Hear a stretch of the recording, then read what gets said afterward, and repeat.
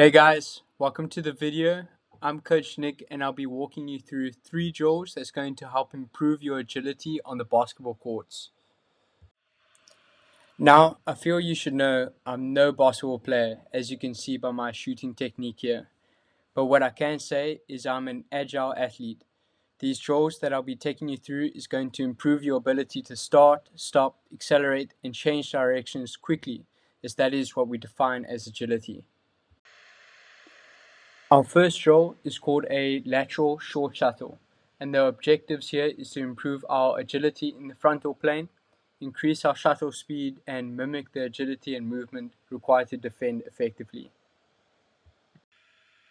All we need here is 3 cones in a straight line about 2.5 meters apart, starting at the middle cone with a low athletic stance, knees bent, chest up, and weight on the balls of your feet.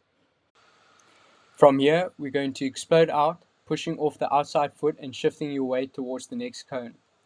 Our pattern for the drill is going to be a short shuttle left, long shuttle right, then a short left again, and repeat that pattern inverting the direction. So short shuttling right, then short shuttling left, and so on, finishing off at the middle cone.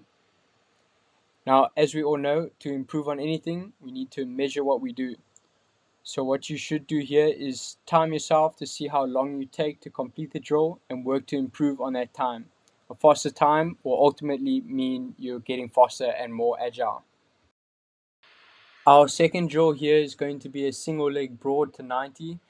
This is a change of direction plyometric. We've added this in to work on the force we produce when changing direction. The drill itself mimics moments in a game where players need to find space quickly to get a shot off.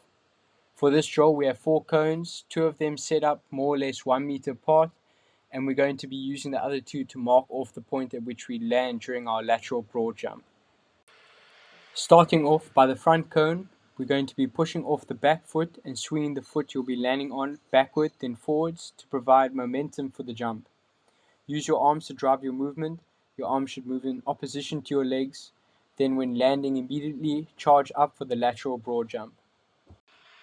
From here, you're going to laterally jump in the opposite direction to the foot you landed on. So for example, if you land on your left foot, you're going to jump towards your right and vice versa. Again, use your legs and arms to assist in the momentum of the jump. Once you've landed, use the cones to mark off the point at which you land and measure the distance between the cone you marked off to the middle cone. Use this distance to then again try and improve on it, as the idea here is that improvement on the distance you jump will better the mechanics of which you change direction. For the last drill of the day, we have what I call the hourglass dribble. This time we get more sport specific, using the basketball as we dribble through cones. The setup is 5 cones, 4 cones set up in a rectangle with the dimensions of 2 and 5 meters. The last cone goes directly in the middle of that rectangle. The drill is called the hourglass dribble because we're going to be dribbling the ball through the cones in an hourglass shape as you see me performing. The objective here is to improve our agility on the ball as well as the speed of which we move with the ball. The drill finishes once you reach the cone you've started at. Again, we should be recording our time here to complete the drill so we can aim to get faster. Practicing this drill over time is going to allow us to develop more efficient movement, giving us a higher success rate when we're dribbling in games. Before we end off, I want to remind you guys of what you all need to be doing during your sessions. Don't forget your warm-ups and cool-downs. Before training, we need to be raising our body temperature and focusing on joint and muscle mobility. This can be done with some light aerobic activity followed by a series of dynamic stretching. This is vital to get the most out of your training sessions and prevent any injuries. After training, we need to gradually bring our heart rate down and ideally get into a series of static stretching so we're able to recover quickly for our next training day. Ensure when you guys are training, you got the appropriate footwear on, you're staying hydrated, be cautious of any hazards on the court that may lead you to getting injured.